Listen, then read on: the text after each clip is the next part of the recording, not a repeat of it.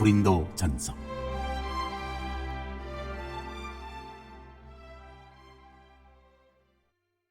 사람들이 그리스도인이 되는 것과 동시에 훌륭하게 되는 것은 아닙니다. 그것은 언제나 놀라운 일입니다. 그리스도와 그분의 길로 들어섰다고 해서 그 사람이 나무랄 데 없는 예절과 적절한 도덕을 자동적으로 갖추게 되는 것은 아닙니다.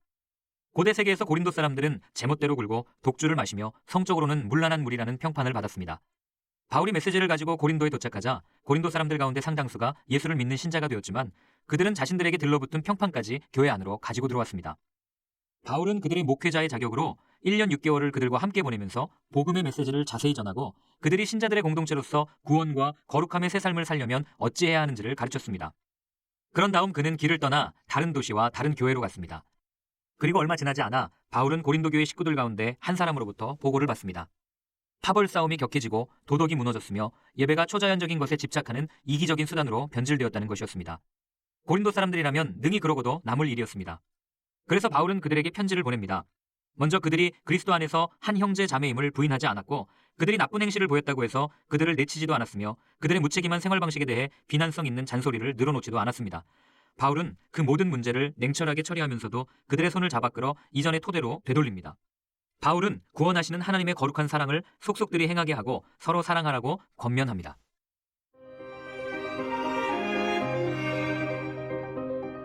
일장. 나 바울은 하나님의 계획하심에 따라 나의 벗 소스데네와 함께 메시아이신 예수의 부르심과 보내심을 받았습니다. 나는 고린도에 있는 하나님의 교회에 속한 여러분, 곧 예수께서 깨끗게 하시고 하나님으로 충만한 삶을 위해 구별된 신자들에게 이 편지를 보냅니다. 또한 나는 어느 곳에 살든지 예수께 진심으로 부르짖는 모든 이들에게도 문안합니다. 예수께서는 우리의 주님도 되시지만 그들의 주님도 되시기 때문입니다. 하나님 우리 아버지와 주 예수 그리스도께서 주시는 온갖 선물과 은혜가 여러분의 것이 되기를 바랍니다. 나는 여러분을 생각할 때마다 나는 여러분을 자주 생각합니다. 예수께서 주신 삶, 곧 자원하여 즐거운 마음으로 하나님께 나아가는 여러분의 변화된 삶에 대해 하나님께 감사를 드립니다. 여러분 안에 일어난 변화는 끝이 없습니다.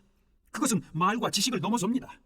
내가 여러분에게 전해준 그리스도에 관한 증거가 참되다는 것이 여러분의 삶을 통해 확실하게 증명되었습니다. 생각해 보십시오. 여러분은 아무것도 필요로 하지 않습니다.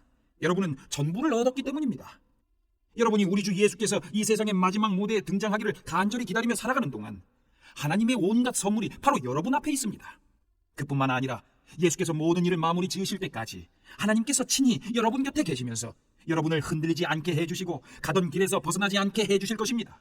여러분을 이끌어 이 영적 모험을 하게 하신 하나님께서 자기 아들이시며 우리 주님이신 예수의 생명을 우리와 함께 나누고 계십니다. 하나님께서는 여러분을 결코 포기하지 않으실 것입니다. 그 점을 절대 잊지 마십시오. 십자가, 역설적인 하나님의 지혜. 나는 깊이 우려하고 있습니다. 이제 우리 주 예수의 권위를 빌려 나의 벗인 여러분에게 그것을 말씀드리겠습니다. 절박한 심정으로 말씀드립니다. 서로 사이좋게 지내십시오. 서로 배려하는 법을 익히고 공동체로 살아가기를 힘쓰십시오. 내가 이런 말씀을 드리는 것은 글로에의 가족 가운데 몇 사람이 나의 마음을 몹시도 불안케 하는 소식을 가져왔기 때문입니다. 여러분이 서로 다투고 있다는 것입니다. 내가 들은 것을 그대로 옮기면 여러분이 너나 없이 편을 갈라서 나는 바울 편이다, 나는 아볼로 편이다, 나는 베드로의 사람이다, 나는 메시아 그룹에 속해 있다고 말하면서 돌아다닌다고 하더군요. 여러분에게 묻습니다. 그리스도께서 우리가 저마다 나누어 가지도록 조각조각 갈라지기라도 하셨습니까? 바울이 여러분을 위해 십자가에 달리기라도 했습니까? 여러분 가운데 한 사람이라도 바울의 이름으로 세례를 받은 이가 있습니까? 나는 그리스보와 가이오 외에는 어느 누구에게도 세례를 주지 않았습니다. 여러분의 소식을 듣고 나는 그들 외에 아무에게도 세례를 주지 않은 것을 다행으로 여겼습니다. 내 이름으로 세례를 받았다고 떠들며 돌아다니는 사람이 하나도 없을 테니까요. 그러고 보니 스데바나 가족에게도 세례를 준 일이 있군요. 그러나 내 기억으로는 그것이 전부입니다.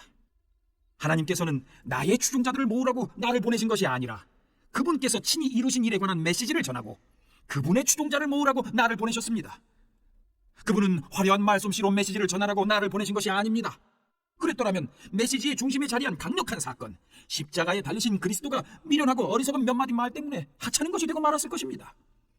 십자가에 달리신 그리스도를 가리키는 메시지가 멸망하기로 굳게 결심한 사람들에게는 어리석은 것처럼 보이겠지만 구원의 길에 들어선 사람들에게는 완벽하게 이해될 것입니다. 이것이 하나님께서 일하시는 방식입니다. 그리고 그것은 가장 강력한 방식임이 입증되었습니다. 성경에 이렇게 기록되었습니다. 내가 세상의 지혜를 뒤집어 엎고 전문가라는 자들이 얼마나 정신나간 사람들인지 폭로하겠다. 이 시대에 지혜로운 자나 교양 있는 자, 참으로 지성을 갖춘 자가 어디 있습니까? 하나님께서 그 모든 것이 얼마나 터무니없는 허세인지 드러내시지 않았습니까? 이 세상은 그 화려한 지혜를 가지고도 하나님을 조금도 알지 못했습니다. 그래서 지혜로우신 하나님께서는 믿는 사람들을 구원의 길로 이끄시기 위해 이 세상이 어리석다고 여긴 것, 무엇보다도 복음 선포를 즐겨 사용하셨습니다. 유대인들은 기적의 증거를 극성스레 요구하고 그리스 사람들은 철학적 지혜를 구하지만 우리는 십자가에 달리신 그리스도만을 전합니다. 유대인들은 그리스도께서 십자가에 달리신 것을 기적에 역행하는 것으로 여기고 그리스 사람들은 그것을 어리석은 일로 무시해버립니다. 그러나 하나님께서 친히 한 사람씩 부르신 우리, 유대인이든 그리스 사람이든 우리 모두에게는 그리스도가 하나님의 궁극적 기적이요 지혜의 결정체입니다. 겉으로 어리석게 보이는 하나님의 지혜와 비교하면 인간의 지혜는 너무나 보잘것없고 너무나 무력합니다. 인간의 수준에서 강한 것은 하나님의 약함과도 견줄 수 없습니다. 친구 여러분, 여러분이 이 그리스도인의 삶으로 부름받았을 때 여러분의 모습이 어떠했는지 잘 떠올려 보십시오. 나는 여러분 가운데서 가장 영리하고 뛰어난 사람, 상당한 영향력을 가진 사람, 상류층 집안 출신을 그다지 많이 보지 못했습니다. 하나님께서 잘났다고 하는 사람들의 그럴듯한 허세를 폭로하시려고 홀대받고 착취당하며 학대받는 사람들, 곧 아무것도 아닌 사람들을 일부러 택하신 것이 분명하지 않습니까? 그렇다면 여러분 가운데 누구도 하나님 앞에서 스스로 자랑할 수 없다는 것은 분명한 사실입니다. 우리가 그리스도인이 되어 누리는 모든 것, 바른 생각, 바른 삶, 깨끗해진 경력, 새로운 출발은 예수 그리스도를 통해 하나님께로부터 주어진 것입니다. 자랑을 하려거든 하나님을 자랑하라는 말씀이 있는 것은 바로 그 때문입니다.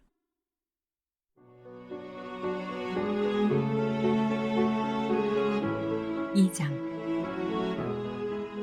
여러분도 기억하시겠지만 내가 처음으로 여러분에게 가서 하나님이 행하신 놀라운 일을 전할 때 나는 번지르르한 말이나 최신 철학으로 여러분을 감동시키려고 하지 않았습니다. 오히려 나는 쉽고 분명하게 전하려고 노력했습니다. 처음에는 예수가 누구이신지를 전했고 그 다음에는 십자가에 달리신 예수가 어떤 일을 하셨는지를 전했습니다. 나는 그 일을 어떻게 해야 하는지 자신이 없었고 내가 그 일에 적합하지 않다는 것을 절실히 느꼈습니다. 더 솔직히 말씀드리면 나는 몹시도 두려웠습니다. 내가 메시지를 전할 때 여러분이나 다른 누구에게 감동을 주지 못한 것은 그 때문입니다. 그러나 메시지는 결국 전해졌습니다. 하나님의 영과 하나님의 능력이 그렇게 한 것입니다. 여러분의 믿음의 삶이 나나 다른 누구의 지적이고 감정적인 화려한 말솜씨에서 비롯된 반응이 아니라 하나님의 능력에서 비롯된 반응인 것이 분명해졌습니다. 물론 우리에게는 하나님의 지혜가 풍성합니다. 여러분이 확고한 영적 토대 위에 서기만 하면 여러분에게 그 지혜를 넘겨드리겠습니다. 그런데 그 지혜는 대중적인 지혜도 아니고 고임금의 전문가들이 선호하는 지혜도 아니고 한두 해가 지나면 시대에 뒤처지고 마는 지혜도 아닙니다. 하나님의 지혜는 그분의 목적 깊은 곳에 비밀하게 감춰진 지혜입니다. 겉만 살피는 사람은 그 지혜를 찾을 수 없습니다. 그 지혜는 최신 소식이 아니라 가장 오래된 소식입니다. 그 지혜는 우리가 등장하기 훨씬 오래전에 하나님께서 그분의 가장 좋은 것을 우리 안에 드러내시려고 정하신 방식입니다. 우리 시대의 전문가들은 그 영원한 계획이 무엇인지 조금도 알지 못했습니다. 만일 알았더라면 그들은 하나님께서 계획하신 생명의 주님을 십자가에 매달아 죽이지 않았을 것입니다. 다음에 성경 말씀이 있는 것은 그 때문입니다. 어느 누구도 이 같은 것을 보거나 듣지 못했고 이 같은 것을 상상해 본 적도 없다. 그것은 하나님께서 자기를 사랑하는 이들을 위해 마련해 두신 것이다. 하지만 여러분은 그것을 보고 들었습니다. 이는 하나님께서 그분의 영을 통해 그 모든 일을 여러분 앞에 다 드러내 보이셨기 때문입니다. 성령께서는 표면에서 떠도는 것에 만족하지 않으시고 하나님의 깊은 곳으로 뛰어드셔서 하나님이 처음부터 계획하신 것을 드러내십니다. 여러분이 생각하고 계획하고 있는 것을 여러분 자신이 아니면 누가 알겠습니까? 하나님도 마찬가지이십니다. 하나님께서는 자기가 생각하는 것을 아십니다. 또한 그것을 우리에게도 드러내 주십니다. 하나님께서는 우리에게 베푸시는 생명과 구원의 선물을 자세히 알려주십니다. 우리는 이 세상의 추측과 견해에 의지할 필요가 없습니다. 우리가 이 사실을 아는 것은 책을 읽거나 학교에 다녀서가 아니라 하나님께 직접 배웠기 때문입니다. 하나님께서 예수를 통해 우리를 1대1로 가르쳐 주셨습니다. 그와 같은 방식으로 우리도 그것을 여러분에게 직접 전합니다. 영에 속하지 않은 사람은 본질상 하나님의 영의 선물을 받을 수 없습니다. 그에게는 그럴 가능성이 없습니다. 그의 눈에는 그 선물들이 대단히 어리석은 것처럼 보이기 때문입니다. 영을 알 수 있는 통로는 영밖에 없습니다. 하나님의 영과 우리의 영은 막힘없이 서로 통합니다. 우리는 영적으로 살아있어서 하나님의 영이 하고 계신 모든 일에 다가갈 수 있습니다. 우리는 영에 속하지 않은 사람들의 판단을 받지 않습니다. 하나님의 영을 아는 사람 누구인가? 하나님께서 하고 계신 일을 아는 사람 누구인가? 라는 이사야의 물음에 답이 주어졌습니다. 바로 그리스도이십니다. 그리고 우리는 그리스도의 영을 가졌습니다.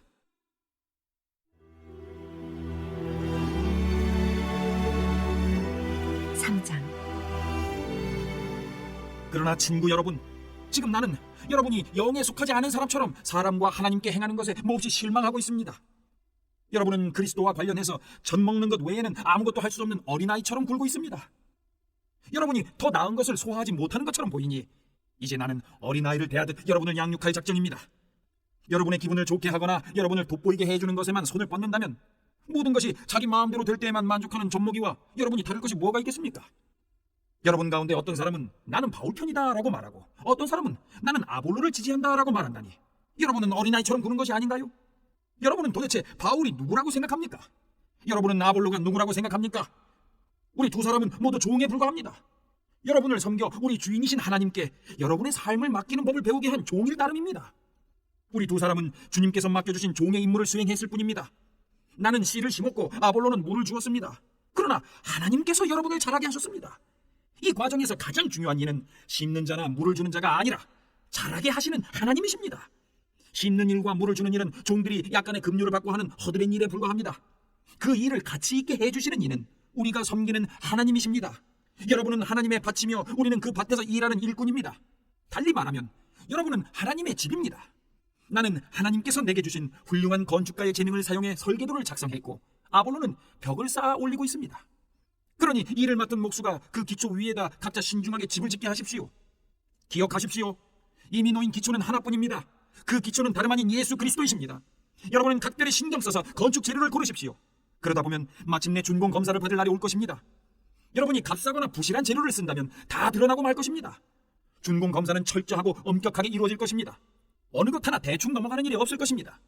여러분이 지은 것이 검사를 통과하면 잘된 일입니다. 그러나 검사에 통과하지 못하면 여러분이 지은 것을 뜯어내고 다시 시작해야 할 것입니다.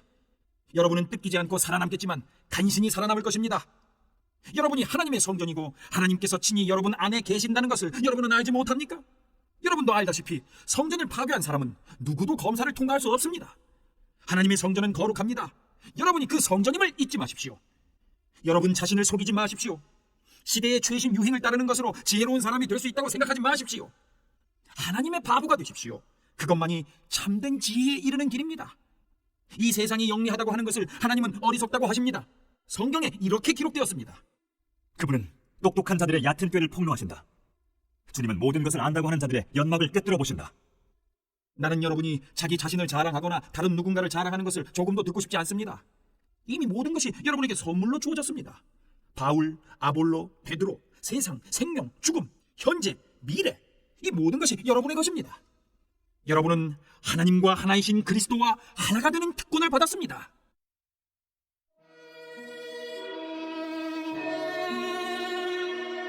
사장 여러분은 우리 지도자들을 무슨 대단한 사람이라도 되는 양 여기지 마십시오. 우리는 그리스도의 종이지 그분의 주인이 아닙니다. 우리는 하나님의 장엄한 비밀들로 여러분을 인도하는 안내인이지 그 비밀들을 보호하기 위해 배치된 경비원이 아닙니다. 좋은 안내인이 갖추어야 할 덕목은 믿음직스러움과 정확한 지식입니다. 여러분이 나를 어떻게 생각하든 사람들이 나를 어떻게 평가하든 그것이 내게는 조금도 중요하지 않습니다. 나는 내 자신을 평가하지 않습니다.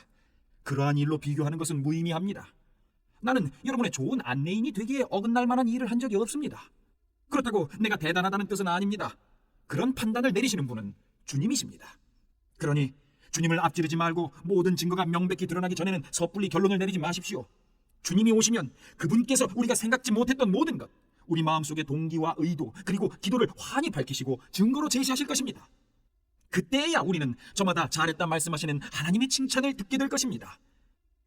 친구 여러분, 내가 지금까지 이 모든 말씀을 아볼로와 나에게 적용해서 설명한 것은 여러분이 조심하는 법을 배워서 모든 사실을 알기도 전에 성급하게 판단하는 일이 없게 하려는 것입니다. 하나님의 관점으로 사태를 보는 것이 중요합니다. 나는 여러분이 별것도 아닌 소문을 근거로 평판을 부풀리거나 깎아내리는 모습을 보고 싶지 않습니다. 여러분을 정말로 아는 사람, 여러분의 마음을 아는 사람이 누구입니까? 설령 그런 사람이 있다고 해도 그들이 여러분 안에서 발견해낸 것 가운데 여러분 자신의 공로로 삼을 만한 것이 무엇입니까? 여러분이 지니고 있는 것과 여러분의 현재 모습은 모두 하나님께로부터 온 순전한 선물이 아닙니까? 그러니 비교하고 경쟁하는 것이 무슨 소용이 있겠습니까? 여러분은 이미 필요한 모든 것을 가졌습니다. 여러분이 감당할 수 있는 것보다 더 많은 것을 하나님에게서 받고 있습니다. 여러분은 아볼로나 나를 제쳐둔 채 세상, 하나님이 지으신 세상 꼭대기에 앉아있군요. 우리도 거기에서 여러분과 나란히 앉아봤으면 좋겠습니다. 내가 보기에 하나님께서는 메시지를 전하는 우리를 아무도 표를 사려고 하지 않는 극장의 무대에 올려놓으신 것 같습니다. 교통사고 현장을 구경하듯이 모든 사람이 우리를 둘러서서 빤히 쳐다보는 것 같습니다. 우리는 메시아 때문에 환경에 적응하지 못한 사람들입니다. 여러분은 자신이 있을지 모르나 우리는 약함과 불확실성 한가운데서 살아갑니다.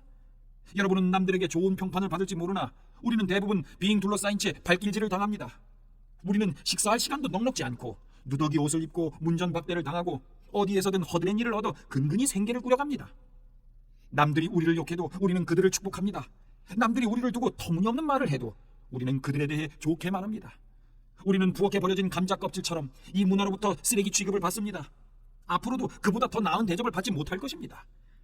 나는 나무라 듯하는 이유처럼 여러분의 기분을 상하게 하려고 이 모든 글을 쓰고 있는 것이 아닙니다. 나는 자녀인 여러분에게 아버지 자격으로 이 글을 쓰고 있습니다.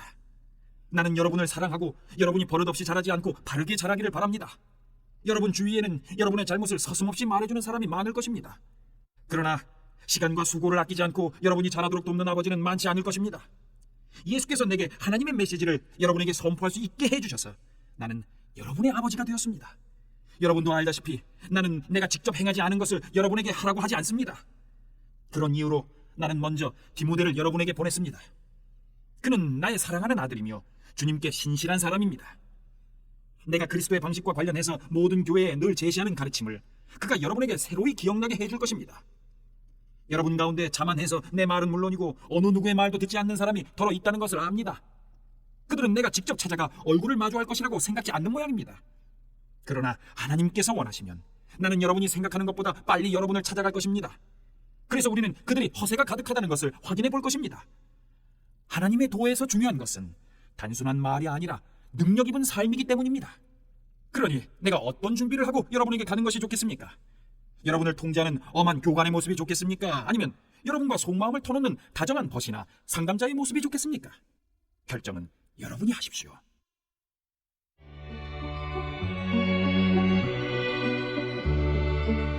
오장 여러분의 몸으로 하나님을 영화롭게 하십시오.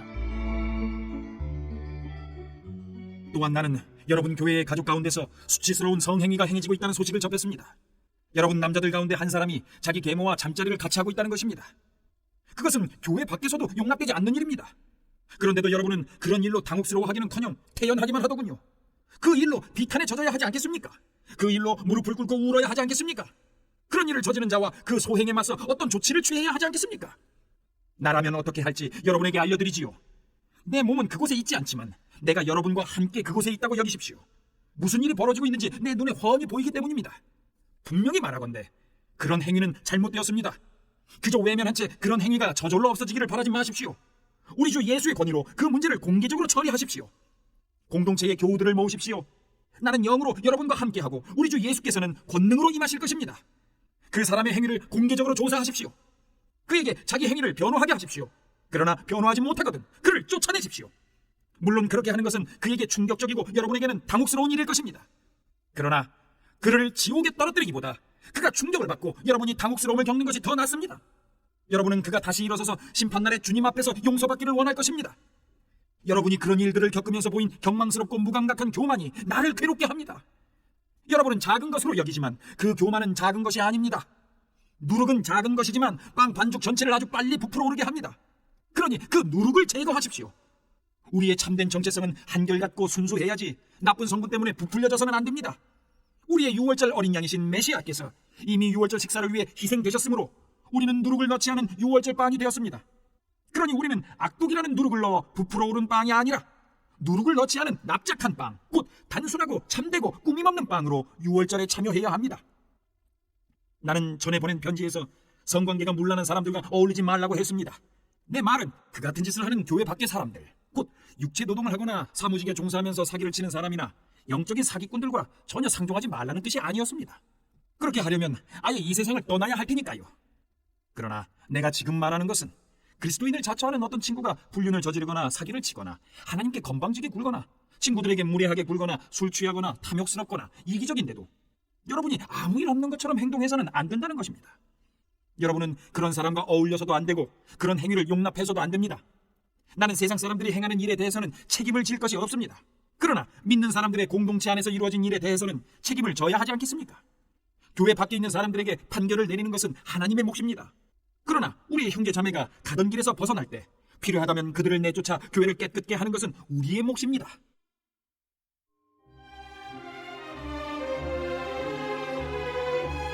육장 그리고 여러분이 서로를 세상 법정으로 끌고 간다고 하는데 어떻게 그럴 수 있습니까? 여러분이 부당한 취급을 받았다고 생각하여 그리스도인의 가족인 교회 안에서 그 문제를 해결하지 않고 하나님의 방식을 전혀 모르는 세상 법정으로 앞장서 가다니 그것이 말이 됩니까? 이 세상이 예수를 따르는 성도들로 이루어진 법정 앞에 서게 될 날이 다가오고 있습니다. 장차 여러분이 이 세상 운명을 판결하게 되어 있다면 이처럼 사소한 일은 직접 판결하는 것이 바람직하지 않겠습니까? 우리는 장차 천사들까지 심판하게 될 테니 말입니다. 여러분이 이 일상적인 사건들을 판결하지 못할 이유가 무엇이겠습니까? 이처럼 불화와 부당한 일이 일어날 때 어째서 여러분은 다른 면에 있어서는 신뢰하지 않는 세상 사람들에게 그 일을 맡겨 판결을 받으려고 합니까? 내가 이토록 냉정하게 말하는 것은 여러분이 벌이고 있는 일이 얼마나 어리석은지 일깨우려는 것입니다. 불화와 다툼이 일어날 때 여러분 가운데 그 일을 공정하게 판결할 만큼 분별 있는 사람이 하나도 없다는 것이 가능한 일입니까? 믿을 수 없는 일입니다. 여러분이 하나님을 전혀 믿지 않는 사람들 앞으로 서로를 끌고 가다니요. 정의의 하나님을 믿지 않는 그들이 어찌 정의로운 판결을 내리겠습니까? 이런 법정 다툼은 여러분의 공동체의 흉한 오점이 되고 말 것입니다. 차라리 부당한 취급을 받더라도 그냥 받아들이고 잊어버리는 편이 더 낫지 않겠습니까? 지금 여러분이 벌이고 있는 일은 더 많은 부당행위와 불의가 일어나도록 기름을 끼얹는 격입니다. 여러분의 영적 공동체에 속한 가족들에게 더 많은 상처를 안겨줄 뿐입니다. 여러분은 이것이 살 길이 아니라는 것을 알지 못합니까? 하나님께 마음을 두지 않은 불의한 자들은 그분의 나라에 들어가지 못할 것입니다. 서로를 이용하고 악용하는 자들, 성을 이용하고 오용하는 자들, 땅을 이용해 먹으면서 땅과 거기에 있는 모든 것을 착취하고 남용하는 자들은 하나님 나라의 시민이 될 자격이 없습니다. 여러분 가운데 상당수는 내가 무엇을 두고 말하는지 경험으로 알 것입니다. 얼마 전까지만 해도 여러분이 그렇게 살았으니 말입니다. 그러나 그 이후로 여러분은 우리 주님이시며 메시아이신 예수와 우리 안에 계신 하나님, 곧 성령으로 말미암아 깨끗해졌고 새로운 출발을 하게 되었습니다. 법적으로 문제가 없다고 해서 영적으로 적합한 것은 아닙니다. 만일 내가 해도 된다고 생각한 것을 무엇이나 하면서 돌아다녔다면 나는 변덕의 노예가 되고 말았을 것입니다. 처음에는 살기 위해 먹지만 나중에는 먹기 위해서 산다라는 옛 격언을 아시지요? 어찌 보면 몸은 덧없는 것이라는 말이 타당한 것처럼 들립니다. 그렇다고 해서 여러분의 몸을 음식으로 가득 채우거나 여러분의 몸을 섹스에 내맡기는 것이 정당화되는 것은 아닙니다.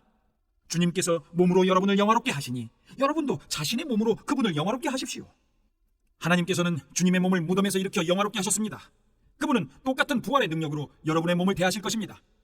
그때까지 여러분의 몸이 주님의 몸과 똑같이 존귀하게 지어졌음을 기억하십시오.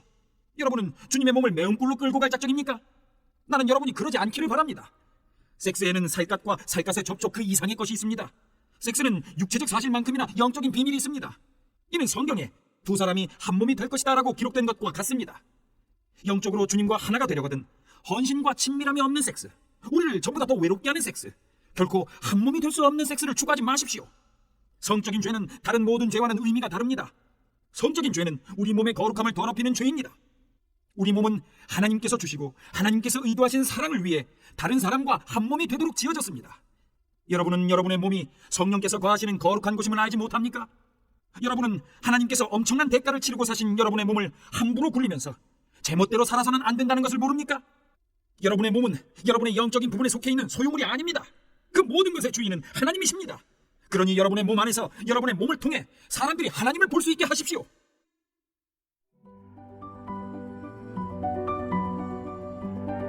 칠장 결혼과 독신에 관한 지침. 이제 나는 여러분이 내게 편지하면서 던진 질문에 답하려고 합니다. 첫째, 성관계를 갖는 것이 바람직한 일일까요? 물론입니다. 그러나 결혼이라는 확실한 관계 안에서만 그렇습니다. 남자가 아내를 얻고 여자가 남편을 얻는 것은 좋은 일입니다. 성적인 욕구가 강하다고 하지만 부부관계는 그 욕구를 다스릴 뿐 아니라 성적 무질서의 세상 속에서 균형 잡히고 만족스러운 성생활을 지켜줄 만큼 강합니다.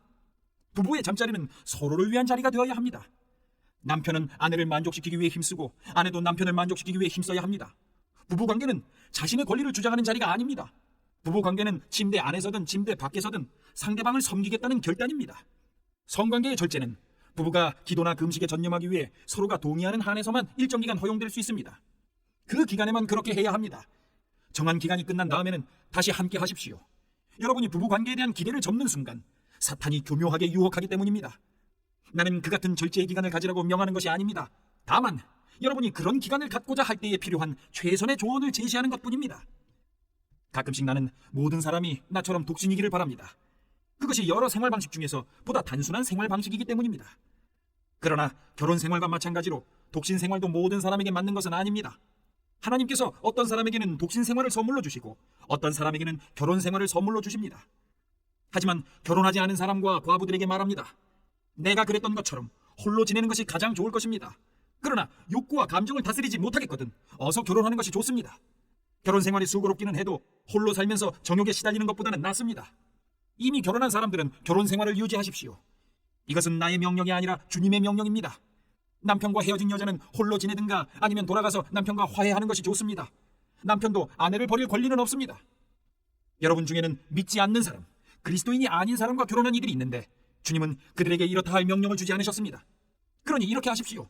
믿는 남자에게 믿지 않는 아내가 있고 그 아내가 남편과 같이 살기를 원한다면 그녀와 함께 사십시오. 믿는 여자에게 믿지 않는 남편이 있고 그 남편이 아내와 같이 살기를 원한다면 그와 함께 사십시오. 믿지 않는 남편은 자기 아내의 거룩함을 어느 정도 나누어 갖게 되며 믿지 않는 아내도 자기 남편의 거룩함에 어느 정도 영향을 받게 마련입니다. 그렇지 않으면 그들의 자녀는 버림받은 상태가 되고 말 것입니다. 그 자녀들도 하나님의 영적인 목적에 포함되어 있습니다. 그러나 믿지 않는 배우자가 떠나가려고 하면 떠나가게 내버려 두는 것이 좋습니다. 필사적으로 붙잡을 필요가 없습니다. 하나님께서 우리를 부르신 것은 할 수 있는 한 평화롭게 살고 최선을 다해 살게 하려는 것입니다. 아내 여러분, 여러분이 이같이 함으로써 남편을 여러분과 하나님께로 돌아오게 하는지도 모릅니다. 남편 여러분, 여러분이 이렇게 함으로써 아내를 여러분과 하나님께로 돌아오게 하는지도 모릅니다. 그러니 여러분은 어딘가 다른 곳에 있기를 바라거나 누군가 다른 사람과 살았으면 하고 바라서는 안 됩니다. 여러분이 지금 있는 곳이야말로 하나님께서 여러분을 위해 마련해 주신 삶의 자리입니다. 바로 거기에서 살고 순종하고 사랑하고 믿으십시오. 여러분의 삶의 가치를 결정하는 것은 하나님이시지 결혼 여부가 아닙니다. 내가 다른 사람들보다 여러분에게 더 엄하다고 생각지 마십시오. 나는 모든 교회에 똑같이 조언하고 있습니다. 하나님께 부르심을 받을 때 여러분이 유대인이었습니까? 그렇다면 유대인이라는 증거를 없애려고 하지 마십시오. 하나님의 부르심을 받을 때 여러분이 이방인이었습니까? 그렇다면 유대인이 되려고 하지 마십시오. 유대인인지의 여부가 중요한 것이 아닙니다. 정말 중요한 것은 하나님의 부르심에 순종하고 그분의 계명을 지키는 것입니다. 하나님께서 여러분의 이름을 부르실 때 여러분이 있던 바로 그 자리에 머무르십시오. 여러분이 종이었습니까? 종의 신분이 순종이나 믿음의 걸림돌이 되는 것은 아닙니다. 내 말은 여러분이 옴짝달싹 못하게 매여 있으니 벗어날 수 없다는 뜻이 아닙니다. 자유인이 될 기회를 얻게 되거든 속히 그 기회를 붙잡으십시오. 나는 여러분이 새로운 주인을 모시면 여러분이 꿈에도 생각지 못했던 놀라운 자유를 경험하게 될 것이라고 말씀드리는 것입니다. 다른 한편으로 그리스도께서 여러분을 부르실 때 여러분이 자유인이었다면 여러분은 꿈에도 생각지 못했던 하나님께 종이 되는 기쁜 경험을 하게 될 것입니다. 종이든 자유인이든 간에 한때 여러분 모두는 죄악된 사회에 볼모로 잡혀 있었습니다. 그때 하나님께서 여러분의 몸값으로 어마어마한 금액을 치르셨습니다. 그러니 여러분은 다른 사람이 시키는 대로 행하던 옛 습관으로 돌아가지 마십시오. 친구 여러분, 여러분이 부름받았던 그 자리에 머무르십시오. 하나님께서 그 자리에 함께 계십니다. 고상한 자세를 견지하고 하나님 곁에 머무르십시오. 주님께서 처녀들과 관련해서는 이렇다 할 지침을 주지 않으셨습니다. 그러나 주님의 크신 자비를 경험하고 줄곧 그분께 충성한 사람으로서 드리는 나의 조언을 여러분은 신뢰할 수 있을 것입니다. 지금 사방에서 우리에게 가해져오는 압박이 있으니 나는 여러분이 현재 상태로 살아가는 것이 가장 좋겠다고 생각합니다. 결혼했습니까? 그렇다면 결혼한 상태로 살아가십시오. 미혼입니까? 그렇다면 미혼인 상태로 살아가십시오. 그러나 여러분이 처녀이든 아니든 결혼하는 것이 죄는 아닙니다. 내가 말씀드리려는 것은 이미 우리를 압박하는 일이 많은 이 시대에 여러분이 결혼하면 더 많은 스트레스를 받게 되리라는 것입니다. 가능하다면 나는 여러분을 붙잡고 말리고 싶습니다. 친구 여러분, 나는 시간이 아주 중요하다는 점을 말씀드리고 싶습니다. 낭비할 시간이 없으니 여러분의 삶을 쓸데없이 복잡하게 만들지 마십시오. 결혼 생활이든 슬픈 일이나 기쁜 일을 만나든 무슨 일을 하든지 단순하게 사십시오. 쇼핑 같은 평범한 일을 할 때에도 그렇게 하십시오. 세상이 여러분에게 억지로 떠맡기는 일은 가급적 삼가십시오. 여러분도 보다시피 이 세상은 소멸해 가고 있습니다. 나는 여러분이 할 수 있는 한 복잡한 일에서 벗어나 살아가기를 바랍니다.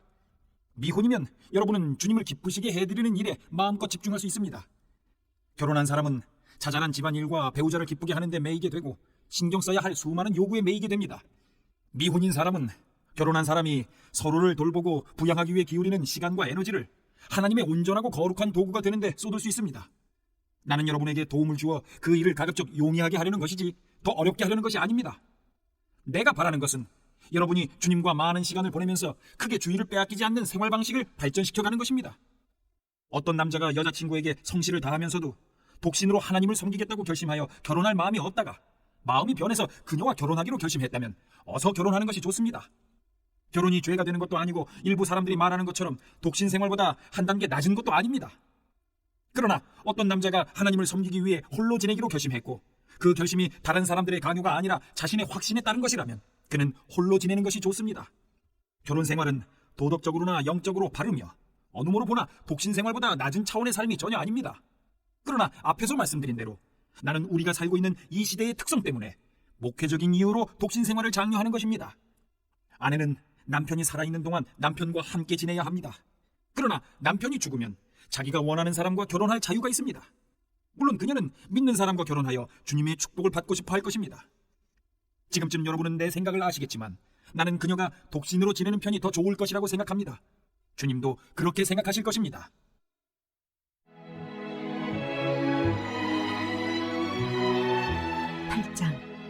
책임이 따르는 자유. 우상에게 바친 고기와 관련해서 여러분은 끊임없이 이런 질문을 합니다. 우상에게 바친 고기가 차려진 식탁에 앉아야 하나요? 말아야 하나요? 종종 우리는 이런 질문에 답하기 위해 알아야 할 모든 것을 알고 있다고 생각하기 쉽습니다. 그러나 교만한 지성보다는 겸손한 마음이 우리에게 더 많은 도움이 됩니다. 하나님 한 분만이 모든 것을 아십니다. 이것을 인정할 때까지 우리는 제대로 알고 있다고 할 수 없습니다. 어떤 사람들은 우상이라는 것은 전혀 실체가 없는 것이고 아무것도 아니며 우리 하나님 한 분밖에는 다른 신이 없다고 아주 정확하게 말합니다. 또한 그들은 아무리 많은 신들의 이름이 불려지고 숭배되어도 모두 터무니없는 이야기에 지나지 않는다고 말합니다. 아버지 하나님 한 분만이 계실 뿐이며 만물이 그분에게서 났고 그분은 우리가 그분을 위해 살아가기를 바라신다고 아주 정확하게 말합니다. 그리고 오직 한 분, 주님, 메시아 예수만이 계시고 만물이 그분을 위해 존재하며 우리도 그분을 위해 존재한다고 말합니다. 옳은 말입니다. 엄밀하게 따지자면 우상에게 바친 고기에는 아무 일도 일어나지 않습니다. 그것은 여느 고기와 똑같습니다. 이것은 나도 알고 여러분도 아는 사실입니다. 그러나 아는 것이 전부가 아닙니다. 아는 것이 전부가 되어버리면 몇몇 사람은 다 아는 자로 자처하며 다른 사람을 아무것도 알지 못하는 자로 여기게 될 것입니다. 참된 알문, 그렇게 무신경한 것이 아닙니다. 이와 관련해서 우리는 모든 사람의 이해 수준이 똑같지 않다는 것을 알아야 합니다. 여러분 가운데는 평생 동안 우상에게 바친 고기를 먹어왔고 그 고기 속에 악한 것이 들어있어서 여러분 안에서도 악한 것이 될 것이라고 생각하는 사람이 있습니다. 그런 조건 아래서 형성된 상상력과 양심이라면 하룻밤 사이에 갑자기 바뀌지는 않을 것입니다. 그러나 다행히도 하나님께서는 먹는 음식으로 우리의 등급을 매기지 않으십니다. 우리가 그릇을 깨끗이 비운다고 칭찬받는 것도 아니고 다 먹지 못한다고 질책받는 것도 아닙니다. 그러나 하나님께서는 여러분이 자신의 자유를 부주의하게 행사한 나머지 아직 과거의 틀과 생각에서 자유롭지 못한 동료 신자들을 길에서 벗어나게 할까봐 마음을 쓰십니다. 예를 들어 여러분이 우상 숭배를 위해 차려진 잔치, 곧 우상에게 바친 고기가 주요 요리인 잔치에 참석함으로써 여러분의 자유를 과시한다고 해봅시다. 만일 그 문제로 고민하던 어떤 사람이 평소에 여러분을 지적이고 성숙한 사람으로 여겼는데 그 잔치에 여러분이 참석하는 모습을 본다면 커다란 위험이 되지 않겠습니까? 그는 대단히 혼란스러워할 것입니다. 어쩌면 그는 자기 양심이 하는 말이 틀렸다고 생각하며 불안해할지도 모릅니다. 그리스도께서는 그 사람을 위해서도 자기 목숨을 내어주셨습니다. 그렇다면 여러분은 적어도 그 사람을 위해 그런 잔치에 가지 말아야 하지 않겠습니까? 여러분이 말하는 것처럼 잔치에 가고 안 가고가 중요한 문제는 아니니까요. 그러나 여러분이 잔치에 간 것이 여러분의 동료에게 심각한 상처를 주고 그를 영원히 망하게 한다면 그것은 큰 문제가 아닐 수 없습니다. 여러분의 동료에게 상처를 주는 것은 그리스도께 상처를 주는 것입니다. 여기저기서 거리낌 없이 행해지는 식사는 이 약한 사람들을 희생시켜도 될 만큼 가치 있는 것은 아닙니다. 우상숭배로 더러워진 음식을 먹으러 가는 것이 여러분의 형제자매 가운데 한 사람이라도 걸려 넘어지게 할 우려가 있다면 절대로 그 자리에 가지 마십시오.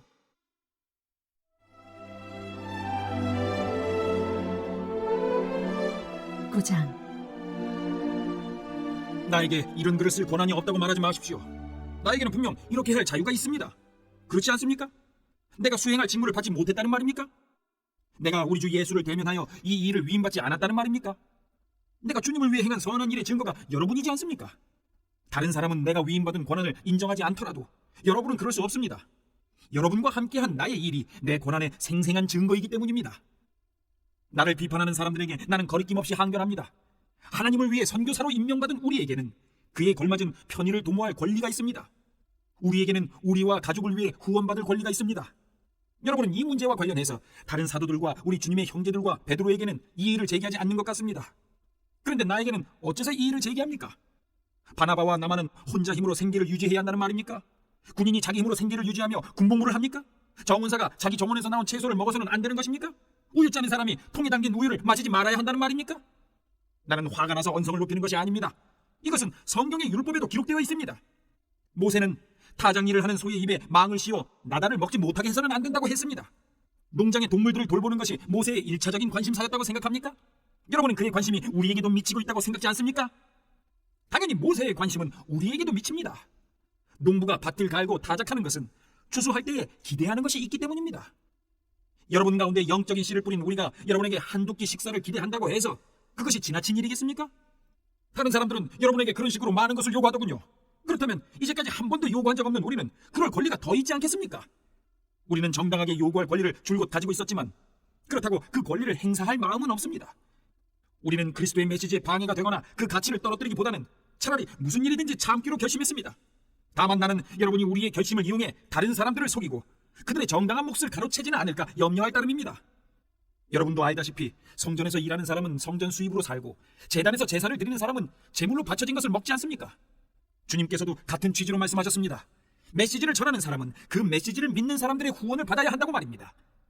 그러나 나는 내 자신을 위해 이 권리를 행사한 적이 없으며 이렇게 편지하는 것도 무엇을 얻으려는 것이 아님을 분명히 하고자 합니다.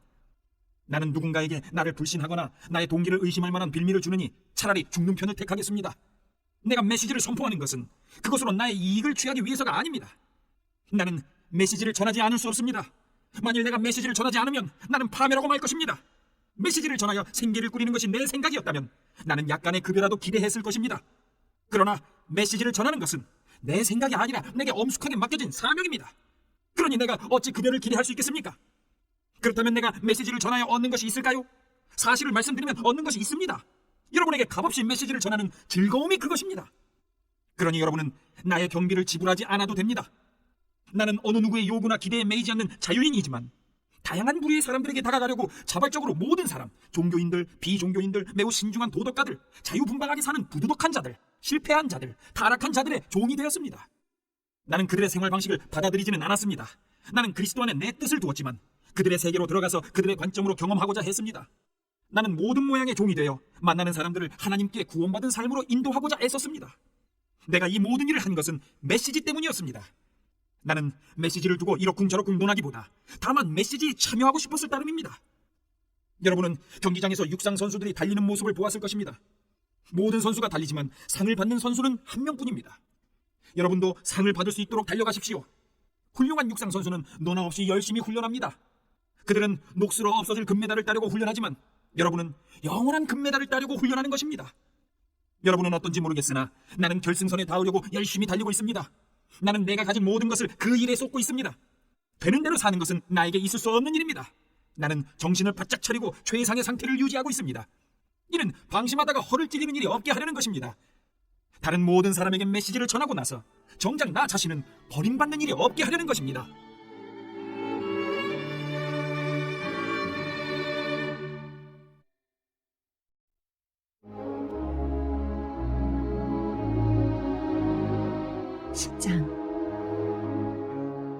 친구 여러분, 우리의 역사를 떠올려 경계를 삼기 바랍니다. 우리 조상들은 모두 하나님의 섭리로 구름의 인도를 받았고 기적적으로 바다를 건넜습니다.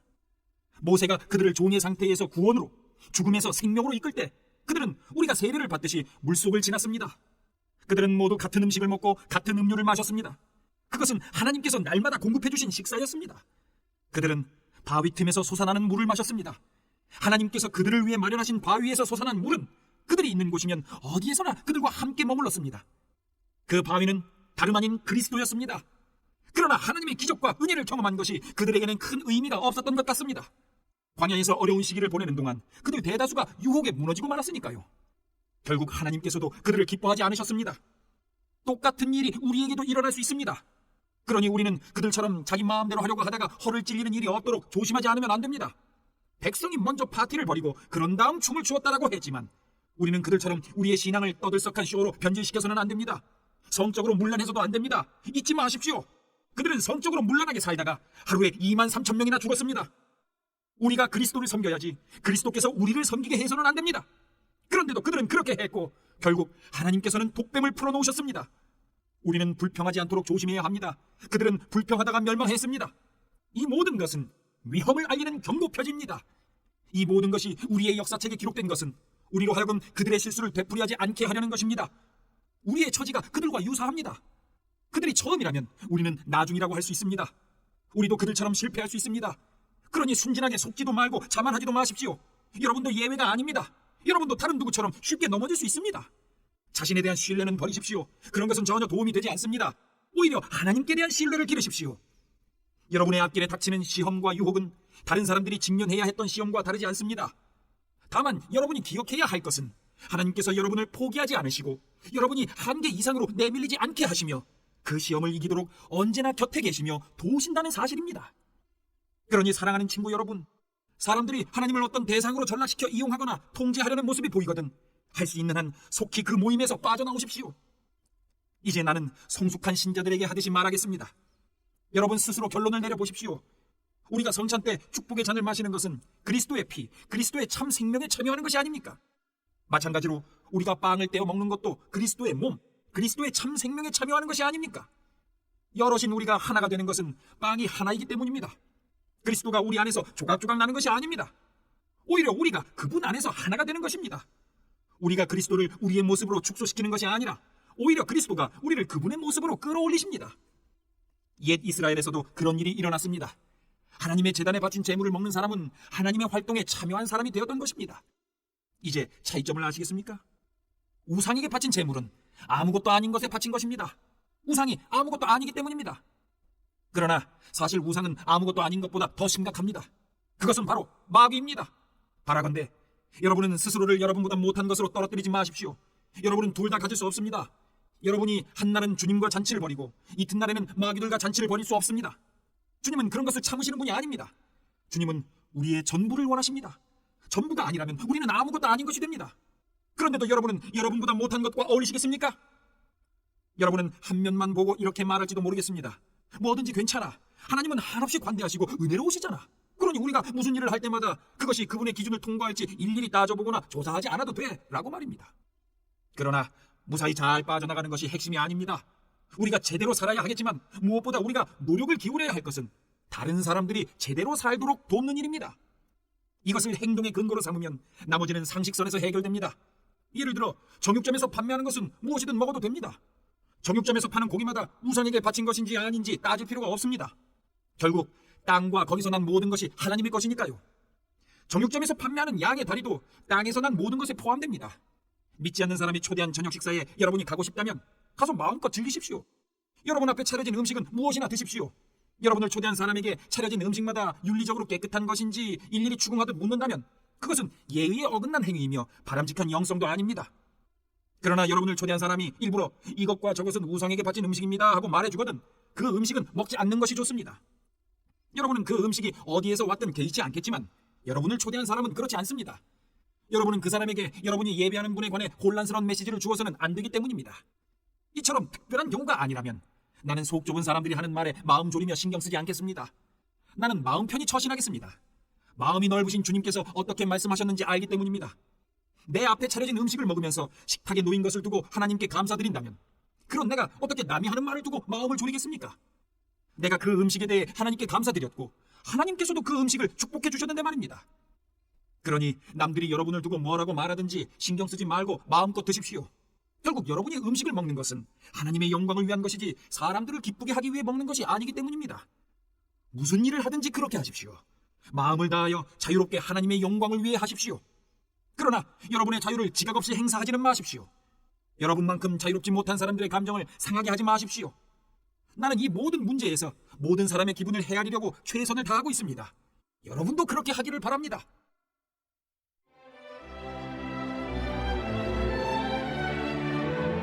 11장 하나님의 영광을 위해. 여러분이 나를 기억하고 존중하여 내가 여러분에게 가르쳐준 믿음의 전통을 지키고 있다니 내 마음이 참 기쁩니다. 모든 실질적인 권위는 그리스도께로부터 옵니다. 부부관계에서 남편의 권위는 그리스도에게서 오고 아내의 권위는 남편에게서 온 것입니다. 그리스도의 권위는 하나님의 권위입니다. 그리스도의 권위를 존중하지 않으면서 하나님과 대화하거나 하나님에 대해 말하는 사람이 있다면 그는 그리스도의 명예를 실추시키는 자입니다. 마찬가지로 자기 남편의 권위를 존중하지 않으면서 하나님과 대화하는 아내가 있다면 그 아내는 자기 남편의 명예를 실추시키는 것은 물론이고 자기 명예까지 실추시키는 것입니다. 그것은 머리를 민 여자처럼 보기 흉한 모습입니다. 여자들이 예배 중에 머리 덮개를 쓰는 관습은 기본적으로 여기에서 유래한 것입니다. 그러나 남자는 모자를 벗습니다. 남자와 여자는 너무도 빈번하게 머리를 맞대고 충돌하지만 그 같은 상징적 행위를 통해 자신의 머리를 우리의 머리 되신 하나님께 복종시키는 것입니다. 그러나 여기서 남자와 여자의 차이를 너무 확대해서 해석하지는 마십시오. 남자나 여자나 누구든지 혼자 힘으로 살 수 없고 누가 먼저라고 할 수도 없습니다. 남자가 하나님의 아름답고 빛나는 형상을 반영하여 먼저 지어진 것이 사실이지만 그때 이후로 모든 남자는 여자에게서 나왔습니다. 사실 모든 것이 하나님께로부터 온 것이니 누가 먼저냐를 따지는 일은 이제 그만둡시다. 여러분은 이 상징 속에 무언가 강력한 것이 있음을 인정하지 않습니까? 여자의 아름다운 머리카락은 하나님께 경배하며 기도하는 천사를 생각나게 하고 경건한 마음으로 모자를 벗은 남자의 머리는 순종하는 가운데 기도하는 모습을 연상시키지 않습니까? 나는 여러분이 이 문제로 논쟁을 벌이지 않기를 바랍니다. 하나님의 모든 교회는 이런 문제로 논쟁하지 않습니다. 나는 여러분만 예외인 것처럼 고집 피우지 않기를 바랍니다. 다음 문제와 관련해서는 내 마음이 조금도 기쁘지 않습니다. 여러분이 함께 모일 때 여러분의 가장 좋은 모습이 아니라 가장 나쁜 모습이 드러나는 것으로 알고 있습니다. 첫째, 여러분이 서로 갈라져 다투고 비난한다는 소식이 들려옵니다. 믿고 싶지 않지만 그것이 사실이군요. 그 문제에 대해 내가 할 수 있는 최선의 답변은 조사 과정에서 진실이 드러나고 가려지리라는 것입니다. 또한 여러분은 예배를 드리러 와서도 서로 갈라진 채 있다고 하더군요. 한자리에 모여서 주님의 만찬을 나누기는커녕 오히려 밖에서 많은 음식을 가져와 돼지처럼 먹는다고 하더군요. 그래서 어떤 사람은 따돌림을 당해 아무것도 먹지 못한 채 집으로 돌아가고 어떤 사람은 걷지 못할 정도로 술에 취해서 실려가기까지 한다더군요. 믿을 수가 없습니다. 여러분에게 먹고 마실 집이 없습니까?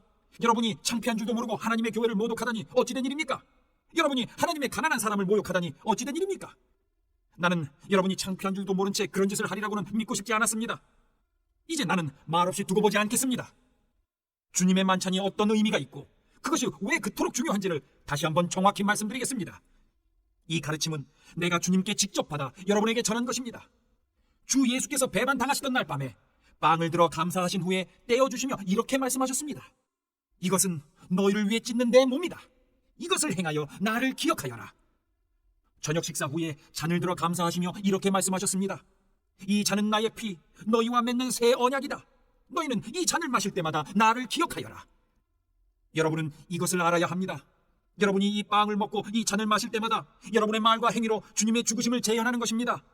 여러분은 주님이 다시 오실 때까지 이 식사를 계속해서 되풀이해야 합니다. 익숙하다고 해서 주님의 만찬을 얕보아서는 안 됩니다.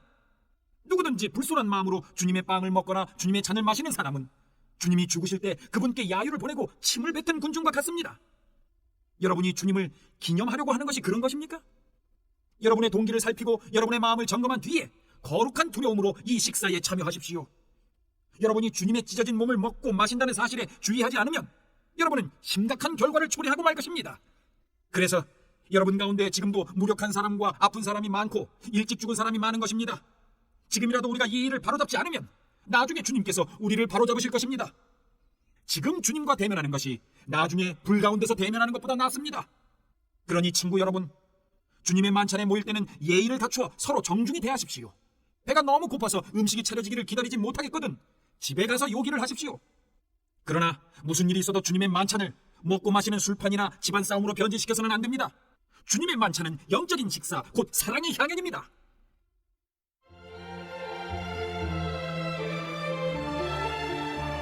(12장) 성령께서 주시는 선물. 이제 나는 하나님의 영이 우리 삶 속에서 활동하시는 다양한 방식에 대해 이야기하려고 합니다. 이것은 복잡하고 종종 오해를 받기도 하는 문제지만 나는 여러분이 반드시 제대로 알아두기를 바랍니다. 하나님을 알지 못하던 때에 여러분이 어떠했는지 기억하십니까? 그때 여러분은 가짜 신에게서 또 다른 가짜 신에게로 끌려다녔습니다. 자신이 무엇을 하는지도 모른 채 다른 사람이 하는 대로 그저 따랐을 뿐입니다. 이제부터 내가 말씀드리는 삶은 다릅니다. 하나님께서는 우리가 우리의 지성을 사용해서 할 수 있는 한 제대로 이해하려고 애쓰기를 바라십니다. 예컨대 여러분이 조금만 생각해보면 하나님의 영이 누군가로 하여금 예수는 저주를 받아라 하고 말하게 하지 않는다는 것을 충분히 알 수 있습니다. 또한 성령이 주시는 통찰력 없이는 아무도 예수는 주님이시다 하고 말할 수 없습니다. 하나님의 다양한 선물은 어디서나 받을 수 있지만 그 선물은 모두 하나님의 영에서 비롯됩니다. 하나님이 맡겨주신 다양한 사역도 어디서나 수행할 수 있지만 그 사역 역시 하나님의 영에서 비롯됩니다. 하나님의 다양한 능력도 어디서나 펼쳐지지만 그 모든 배후에 계신 분은 하나님이십니다. 누구나 할 일을 얻어 하나님이 어떤 분이신지 알릴 수 있습니다. 누구나 그 일에 참여할 수 있고 누구나 유익을 얻을 수 있습니다. 성령께서는 온갖 선물을 온갖 부류의 사람들에게 나눠주십니다. 그 다양성이 놀랍습니다. 지혜로운 권면, 명료한 이해력, 단순한 신뢰, 병자를 고치는 능력, 기적, 선포, 영을 분별하는 능력, 방언 통역, 이 모든 선물의 근원은 같습니다. 한 분이신 하나님의 영이 하나씩 나눠주시는 것들입니다. 누가 언제 무엇을 받게 될지는 그분께서 정하십니다. 다른 데서 더 찾을 것도 없이 여러분 자신의 몸을 보면 이런 성령의 선물들이 어떻게 역사하는지 쉽게 알 수 있을 것입니다. 여러분의 몸은 여러 지체, 팔과 다리, 여러 기관, 수많은 세포로 이루어져 있습니다. 일일이 열거할 수 없을 만큼 많은 지체가 있지만 여러분의 몸은 여전히 하나입니다. 그리스도께서도 그러하십니다. 한 분이신 그분의 영으로 말미암아 우리 모두는 불완전하고 조각난 우리 삶의 작별을 구했습니다. 저마다 독립적으로 자기 삶을 책임지던 우리가 이제는 그리스도께서 모든 일의 최종 결정권을 쥐고 계신 크고 온전한 삶에 참여하게 되었습니다. 이것은 우리가 세례받을 때 말과 행위로 선언한 내용입니다. 이제 우리 각 사람은 부활하신 그분 몸의 지체가 되어 하나의 같은 샘, 그분의 영을 마시고 새 힘을 얻어 살아갑니다.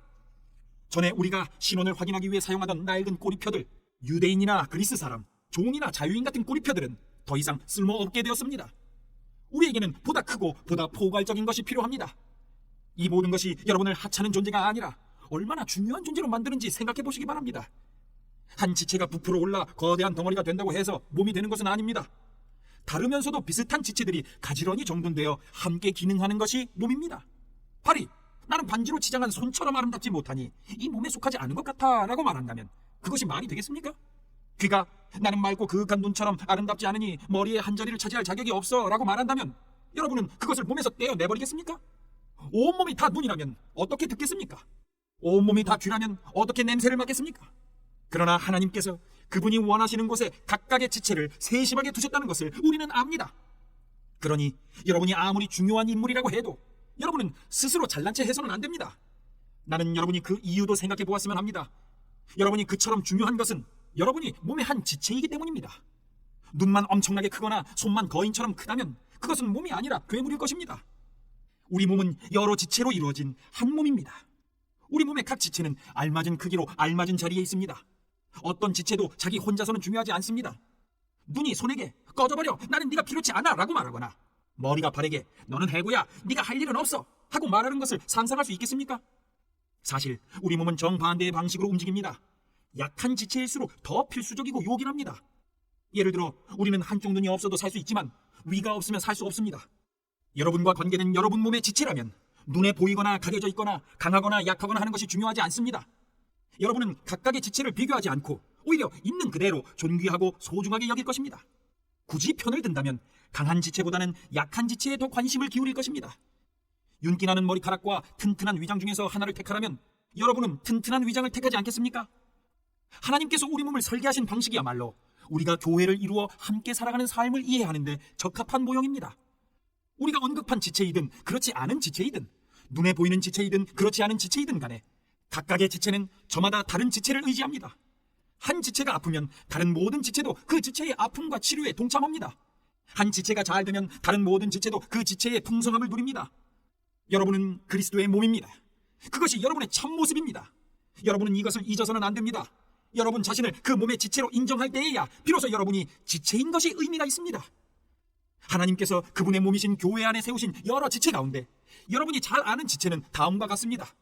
사도, 예언자, 교사, 기적을 행하는 사람, 병을 고치는 사람, 도와주는 사람, 조직하는 사람, 방언으로 기도하는 사람. 이제 그리스도의 교회가 온전한 하나의 몸이라는 것이 분명하지 않습니까? 한 지체만 비정상적으로 커진 것은 그리스도의 교회가 아닙니다.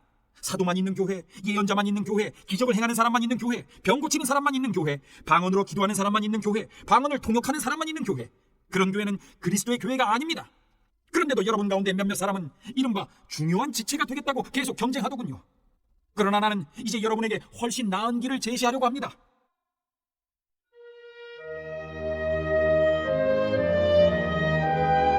(13장) 사랑의 길. 내가 사람의 유창한 말과 천사의 황홀한 말을 해도 사랑하지 않으면 나는 녹슨문에서 나는 삐걱거리는 소리에 지나지 않습니다. 내가 하나님의 말씀을 힘차게 전하고 그분의 모든 비밀을 드러내고 모든 것을 대낮처럼 환히 밝혀도 또 내가 산에게 뛰어올라라 명하면 산이 그대로 뛰어오를 만큼의 믿음을 지니고 있어도 사랑하지 않으면 나는 아무것도 아닙니다. 내가 가진 모든 재산을 가난한 사람들에게 나누어 주고 순교자처럼 불살라질 각오를 하더라도 사랑하지 않으면 아무 소용이 없습니다. 내가 무엇을 말하고 무엇을 믿고 무슨 일을 하든지 사랑이 없으면 나는 파산한 사람이나 다름없습니다. 사랑은 절대로 포기하지 않습니다. 사랑은 자기보다 다른 사람에게 더 마음을 씁니다. 사랑은 자기가 갖지 못한 것을 바라지 않습니다. 사랑은 뽐내지 않으며 자만하지 않으며 다른 사람에게 자신을 강요하지 않으며 내가 먼저야 라고 말하지 않으며 화내지 않으며 다른 사람의 죄를 꼬치꼬치 따지지 않으며 다른 사람이 비굴하게 굴 때 즐거워하지 않으며 진리가 꽃피는 것을 보고 기뻐하며 무슨 일이든지 참으며 하나님을 늘 신뢰하며 언제나 최선을 구하며 뒷걸음질하지 않으며 끝까지 견딥니다. 사랑은 절대로 사라지지 않습니다. 제 아무리 영감 넘치는 말도 언젠가는 사라지고 방언으로 기도하는 것도 그칠 것입니다. 이해력도 한계에 이르게 될 것입니다. 진리의 한 부분만 아는 우리가 하나님에 대해 말하는 것은 언제나 불완전합니다. 그러나 완전하신 그분이 오시면 우리의 불완전한 것들을 없애주실 것입니다. 내가 어머니의 품에 안긴 젖먹이였을 때에는 젖먹이처럼 옹알거렸지만 다 자라서는 그러한 어린아이 짓을 영원히 버렸습니다. 우리는 아직 모든 것을 분명하게 보지 못합니다. 우리는 안개 한가운데서 눈을 가늘게 뜨고 그 속을 들여다봅니다. 그러나 머지않아 날이 맑게 개고 태양이 환히 빛날 것입니다. 그때가 되면 우리는 모든 것을 볼 것입니다. 하나님께서 우리를 보시는 것과 같이 모든 것을 또렷하게 보고 하나님께서 우리를 아시는 것과 같이 그분을 직접 알게 될 것입니다. 그러나 그 완전함에 이르기까지 우리는 다음 세 가지를 행함으로 완성을 향해 나아가야 합니다. 하나님을 꾸준히 신뢰하십시오. 흔들림 없이 소망하십시오. 아낌없이 사랑하십시오. 이 세 가지 가운데 으뜸은 사랑입니다.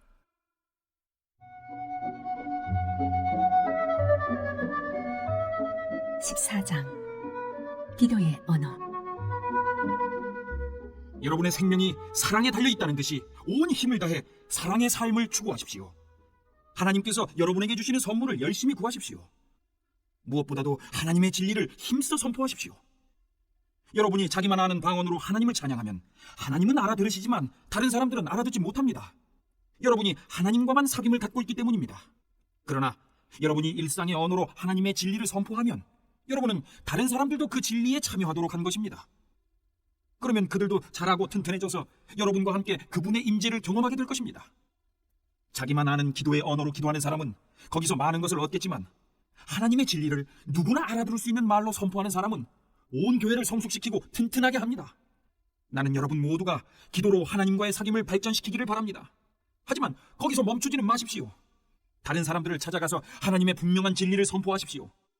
여러분이 말하는 것을 모든 사람의 유익을 위해 통역해줄 사람이 없다면 비밀한 기도의 언어로 하나님의 임재를 경험하고 구하기보다는 모든 사람이 알아들을 수 있는 언어로 하나님을 아는 지식과 그분의 사랑에 접근할 수 있게 하는 것이 더 중요합니다. 친구 여러분, 생각해 보십시오. 내가 여러분에게 가서 하나님만 알아들으실 수 있는 말로 그분께 비밀히 기도한다면 여러분에게 무슨 유익이 있겠습니까? 내게 어떤 통찰이나 진리나 선포나 가르침이 있더라도 누구나 알아들을 수 있는 말로 전하지 않으면 여러분에게 무슨 도움이 되겠습니까? 가령 플룻이나 하프 같은 악기들이 각각 독특한 음색으로 조화를 이루며 연주되지 않는다면 우리가 어떻게 선율을 알아듣고 음악을 즐기겠습니까? 나팔 소리가 다른 악기 소리와 구분되지 않는다면 어떻게 전투 계시를 알릴 수 있겠습니까? 여러분이 아무도 알아듣지 못하게 말한다면 여러분의 입을 여는 것이 무슨 소용이 있겠습니까? 이 세상에는 수많은 언어가 있고 그 언어들은 저마다 누군가에게 뜻을 가지고 있습니다. 그러나 내가 그 언어를 알아듣지 못하면 그 언어는 내게 유익한 것이 아닙니다. 여러분의 경우도 다르지 않습니다. 여러분은 하나님이 하시는 일에는 열심히 참여하려고 하면서 어찌하여 교회 안에 모든 이들에게 도움이 되는 일에는 주의를 기울이지 않는 것입니까? 자기만 아는 기도의 언어로 기도할 때는 그 경험을 혼자서만 간직하지 마십시오. 다른 사람들을 그러한 사귐으로 이끄는 안목과 능력을 구하십시오. 내가 방언으로 기도하면 내 영은 기도하겠지만 내 이성은 할 일 없이 놀 것이고 지성도 그만큼 약화될 것입니다. 그러면 무엇이 해결책이겠습니까? 답은 너무나 간단합니다. 둘 다 하십시오. 나라면 영적으로 자유롭고 풍성하게 기도하면서 동시에 신중하고 주의 깊게 기도하겠습니다. 영으로도 찬양하고 지성으로도 찬양하겠습니다. 여러분이 아무도 알아듣지 못하는 기도의 언어로 축복한다면 교회에 갓 들어와 무슨 일인지 알지 못하는 사람은 언제 아멘 해야 할지 모를 것입니다. 여러분의 축복 기도는 더할 나위 없이 훌륭하겠지만 여러분은 그 사람을 아주 무시한 것이나 다름없습니다. 나는 우리에게 방언 기도라는 선물을 주셔서 그분을 찬양하게 하신 하나님께 감사를 드립니다. 그로 인해 우리는 그분과 놀라운 사귐을 갖게 되었습니다. 나는 여러분 가운데 누구보다도 방언 기도를 많이 합니다. 그러나 나는 사람들이 예배하러 모인 교회 안에 있을 때는 다른 사람들에게 횡설수설로 들릴 1만 마디 말을 하는 것보다 누구나 알아듣고 배울 수 있는 5마디 말을 하고 싶습니다. 아주 솔직히 말씀드리면 나는 여러분이 어린아이처럼 생각하는 것에 화가 납니다. 얼마나 더 있어야 여러분이 자라서 어른스럽게 생각하겠습니까? 어린아이처럼 악에 대해서는 잘 몰라도 괜찮습니다. 그런 경우에는 그저 안 돼 하고 말할 줄 알면 됩니다. 그러나 무언가에 대해 예하고 말하려면 그 이상의 것이 필요합니다. 성숙하고 잘 훈련된 지성만이 여러분이 속임수에 빠지지 않도록 지켜줄 수 있습니다. 하나님께서 성경에 이렇게 말씀하셨습니다. 내가 낯선 방언과 낯선 사람의 입술로 이 백성에게 전해도 그들은 귀 기울여 듣지도 않고 믿지도 않을 것이다. 그러니 아무도 알아듣지 못하는 방언으로 말하는 것이 무슨 소용이 있겠습니까? 그것은 믿는 사람들에게 도움이 되지 않고 믿지 않는 사람들에게는 구경거리를 제공하여 그저 멍하니 바라보게 할 뿐입니다. 그러나 알아듣기 쉬운 말로 진리를 말하면 믿는 이들의 마음에 곧바로 다가갈 뿐 아니라 믿지 않는 이들에게도 거슬리지 않습니다. 여러분이 교회에 모여 있고 믿지 않는 사람들도 들어와 있는데 때마침 여러분이 알아들을 수 없는 방언으로 기도하고 있다면 그들이 듣다가 여러분이 미쳤다고 생각하고 서둘러 거기서 빠져나가지 않겠습니까? 그러나 믿지 않는 사람들 몇 명이 우연히 교회에 들어왔는데 여러분이 하나님의 진리를 알아듣기 쉽게 명확히 말하고 있다면 그들이 여러분의 말을 듣다가 진리를 접하고 자기 마음을 살피게 될 것입니다. 어느새 그들은 하나님 앞에 엎드려 하나님께서 여러분 가운데 계심을 인정하게 될 것입니다. 나는 여러분이 이렇게 하면 좋겠습니다. 예배하러 모일 때는 각자가 전체를 유익하게 할 만한 것을 준비하십시오. 찬송을 부르거나 가르치거나 이야기를 해주거나 기도를 인도하거나 영적으로 깨달은 것을 나누십시오. 방언으로 기도할 때는 2-3사람까지만 하되 그것도 여러분의 말을 통역할 사람이 있을 때만 하십시오. 통역할 사람이 없거든 하나님과 여러분 사이에서만 하십시오. 모임에서는 2-3사람 정도만 말하고 나머지는 귀 기울여 듣고 마음에 새기십시오. 한 사람이 독차지하지 말고 차례를 지켜 말하십시오. 그리고 말하는 사람은 각자 기회를 얻어 하나님으로부터 받은 특별한 것을 말하십시오. 그러면 여러분 모두가 서로에게서 배우게 될 것입니다. 말하기로 한 사람은 말하는 방식과 시간까지 책임지십시오. 우리가 바르게 예배하면 하나님은 우리를 무질서에 빠뜨리지 않으십니다. 하나님은 우리를 조화로 이끄십니다. 이것은 모든 교회에 예외 없이 해당하는 사항입니다. 아내들은 귀 기울여 들어야 할 시간에 이야기하거나 집에서 남편에게 물어봐도 될 질문을 던지면서 예배를 혼란스럽게 해서는 안 됩니다. 예배 시간에 지켜야 할 예절과 관습은 하나님의 율법이 적혀있는 성경책이 지도해 줄 것입니다. 아내들은 예배 시간을 이용해 자기가 하고 싶은 말을 하려고 해서는 안 됩니다. 여러분이 여자든 남자든 자신이 옳고 그름을 판단하는 거룩한 예언자라도 된다고 생각하는 것입니까? 모든 것이 여러분을 중심으로 움직인다고 생각하십니까? 여러분 가운데 어떤 사람이 하나님께로부터 할 말을 받았거나 할 일을 받았다고 생각한다면 내가 쓴 이 글을 유의해서 보십시오. 이것이 주님이 바라시는 방식입니다. 여러분이 이 규칙들을 따르지 않겠다면 미안한 말이지만 하나님께서도 여러분을 쓰시지 않을 것입니다. 요약해서 3가지를 말씀드립니다. 하나님의 진리를 전할 때는 진심으로 하십시오. 여러분이 알아듣지 못하는 방언으로 사람들이 기도한다고 해서 그들에게 가타부타 말하지 마십시오. 무슨 일을 하든지 예의 바르고 사려 깊게 하십시오.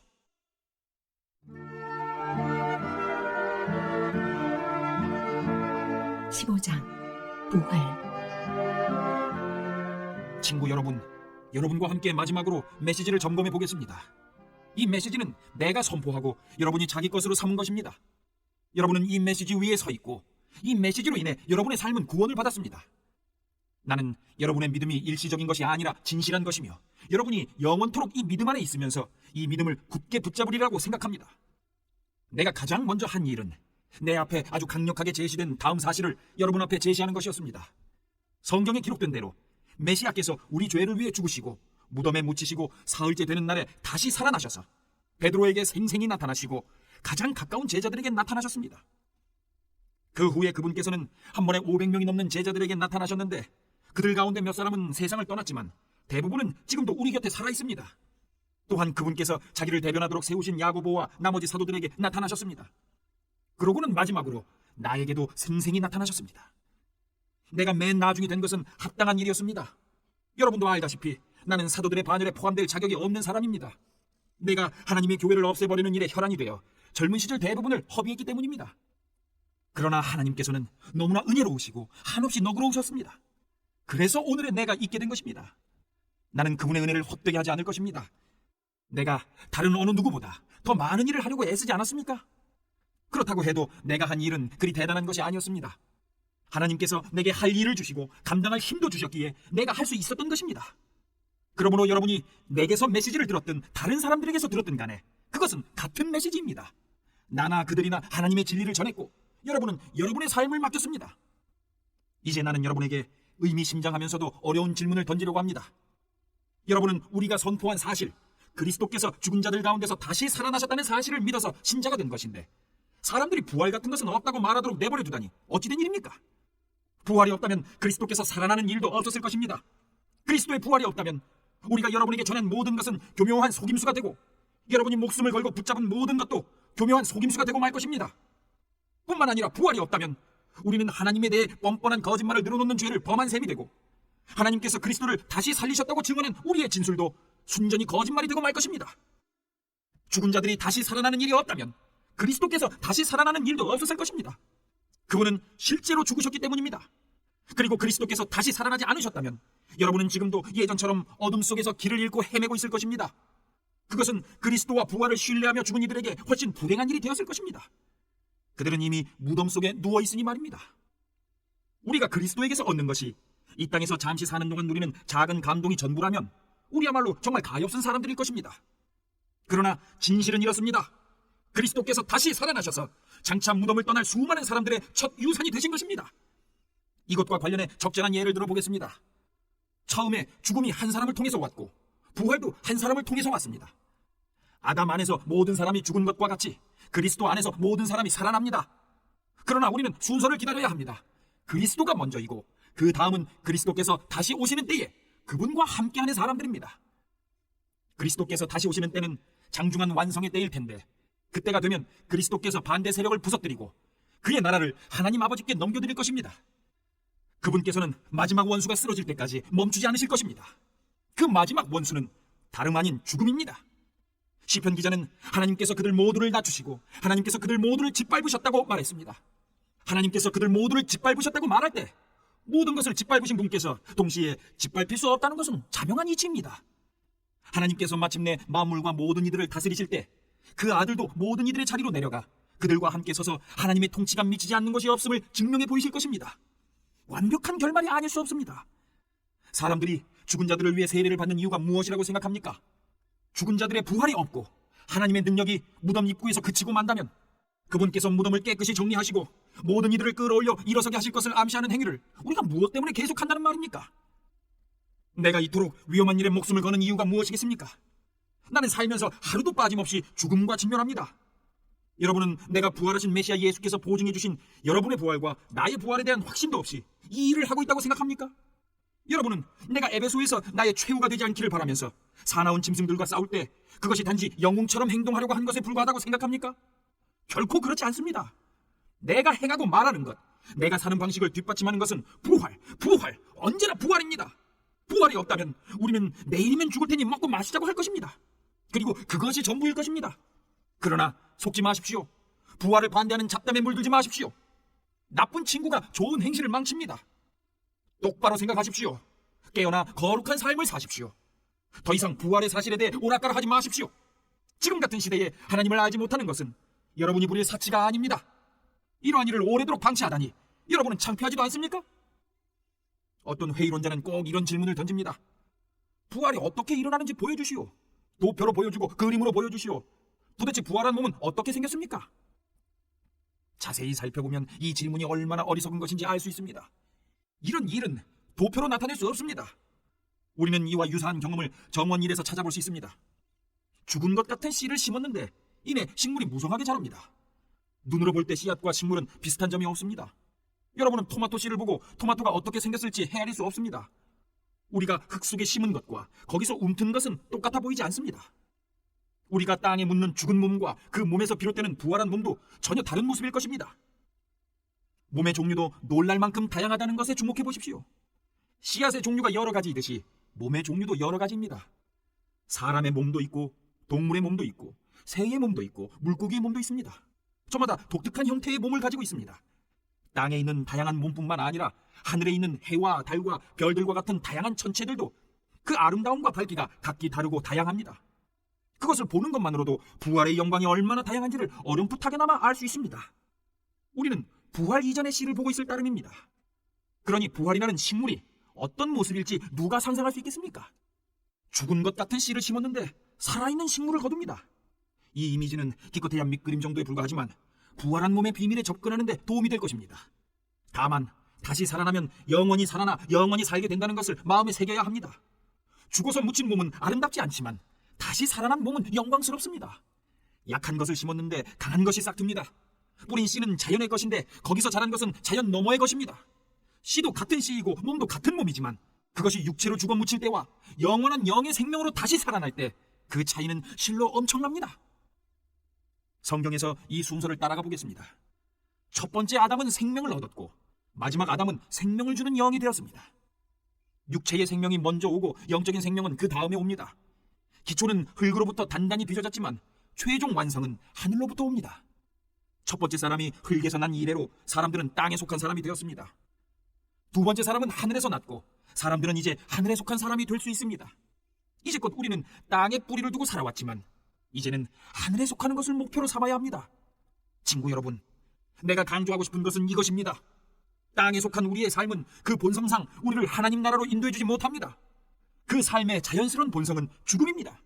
그러니 그 삶이 어떻게 마지막에 가서 자연스럽게 생명의 나라에 들어갈 수 있겠습니까? 그러나 나는 여러분에게 나도 다 이해하지 못하는 놀라운 비밀을 알려드리겠습니다.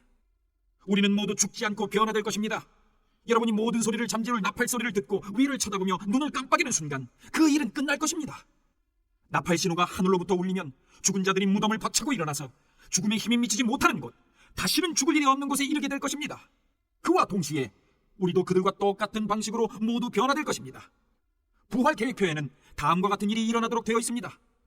모든 썩을 것이 썩지 않을 것으로 바뀌고 죽을 수밖에 없는 것이 죽지 않을 것으로 바뀔 것입니다. 그때가 되면 다음의 말씀이 이루어질 것입니다. 생명이 죽음을 삼키고 승리를 거두었다. 오 죽음아, 누가 최종 결정권을 쥐었느냐? 오 죽음아, 이제 누가 너를 두려워하겠느냐? 죄가 죽음을 두려운 존재로 만들었고 율법의 죄책이 죄에게 권세와 파괴력을 주었습니다. 그러나 생명이신 분의 단 한 번의 승리로 그 세 가지 죄와 죄책과 죽음이 모두 사라지게 되었습니다. 이 모두가 우리 주 예수 그리스도의 선물입니다. 그러니 하나님께 감사드리십시오. 사랑하는 친구 여러분, 우리를 위해 이루어진 이 모든 일을 기억하고 굳게 서서 흔들리지 마십시오. 주저하지 마십시오. 여러분이 주님을 위해 하는 일이 시간 낭비나 헛수고가 아님을 확신하여 주님의 일에 매진하십시오.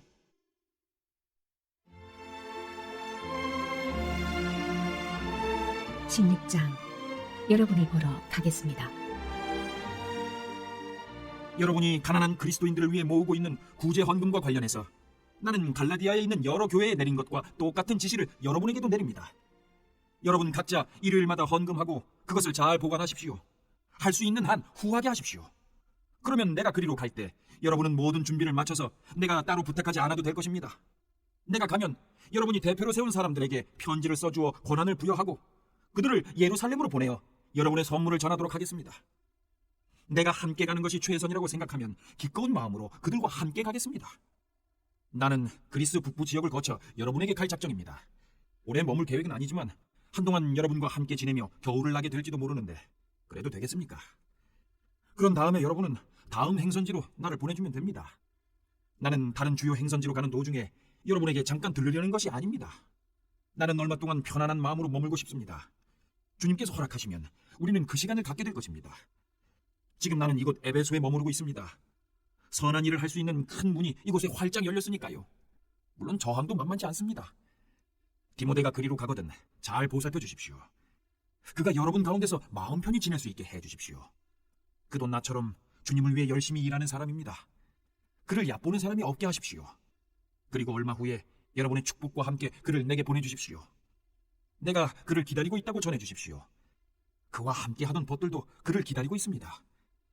우리의 벗 아볼로에 관해서 말씀드리면 나는 그가 여러분을 방문할 수 있게 하려고 최선을 다했습니다. 그러나 아직 그를 설득하지 못했습니다. 지금은 적절한 때가 아니라고 생각하는 것 같습니다. 그러나 적절한 때가 올 것입니다. 깨어 있으십시오. 여러분의 믿음을 굳게 붙잡으십시오. 전력을 다하십시오. 확고해지십시오. 쉬지 말고 사랑하십시오. 친구 여러분, 나의 부탁을 들어주기 바랍니다. 스데바나 가족에게 특별한 관심을 기울여 주십시오. 여러분도 알다시피 그들은 그리스에서 얻은 첫 번째 회심자들입니다. 회심 이후로 그들은 그리스도인들을 섬기는 일에 헌신해 왔습니다. 나는 여러분이 이런 사람들을 존중하고 존경하기를 바랍니다. 그들은 바람직한 일이 무엇이며 그 일을 어떻게 해야 하는지를 보여주는 동료요 일꾼입니다. 나는 스데바나와 브드나도와 아가이고가 나와 함께 있게 되어 얼마나 기쁜지 모릅니다. 그들이 내가 여러분과 함께하지 못해 아쉬워하는 마음을 어느 정도 채워주고 있습니다. 그들이 여러분과 나 사이의 소식을 전해주어 내 기운을 북돋아 주었습니다. 이런 사람들이 여러분 가운데 있음을 자랑으로 여기십시오. 이곳 서아시아에 있는 교회들이 여러분에게 안부를 전합니다. 아굴라와 브리스길라, 그리고 그들의 집에 모이는 교회가 안부를 전합니다. 이곳에 있는 모든 벗들이 안부를 전합니다. 거룩한 포옹으로 주위에 안부를 전해주십시오. 나 바울이 친필로 안부를 전합니다. 누구든지 주님을 사랑하지 않는 사람이 있으면 그를 내쫓으십시오. 주님을 위한 자리를 마련해 두십시오. 우리 주 예수께서 여러분에게 두 팔을 활짝 벌리고 계십니다. 나는 메시아이신 예수 안에서 여러분 모두를 사랑합니다.